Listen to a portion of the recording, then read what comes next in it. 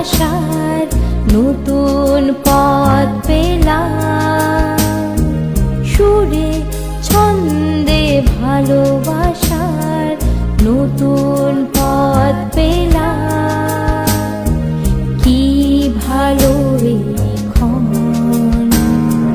গানে গানে বিনোদন, গানে গানে বিনোদন, গানে গানে বিনোদন, গানে গানে বিনোদন।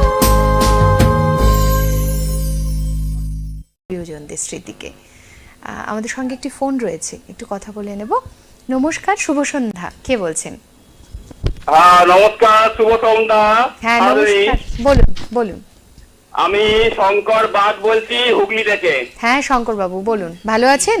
ভীষণ ভালো লাগছে, আজকে অনুষ্ঠান খুব দারুণ হচ্ছে। আর মৌসুমী দিকে জানাচ্ছি নমস্কার।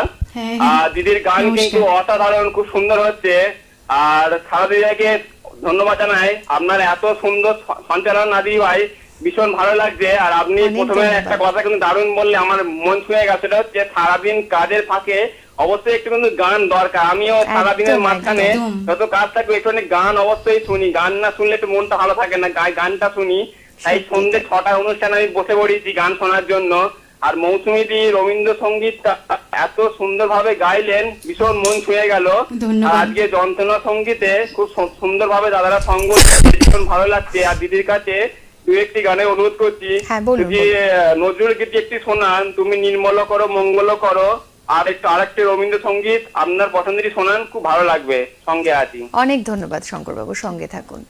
সত্যি কথাই, দেখবেন একটু কোনো কাজ করতে করতে দেখো একটু গানের কাছে যদি কোনো গান বাজে, কতটা যে শরীরটাই যেন একদম একটা আলাদা রিচার্জ হয়ে যাওয়ার মতো। মনটাকে তো রিচার্জ করতে হবে, মন রিচার্জ করবার জন্য কি আছে আমাদের বলুন? একটু গানের সুর সব থেকে বড় রিচার্জ করবার একটা মাধ্যম, সত্যি তাই।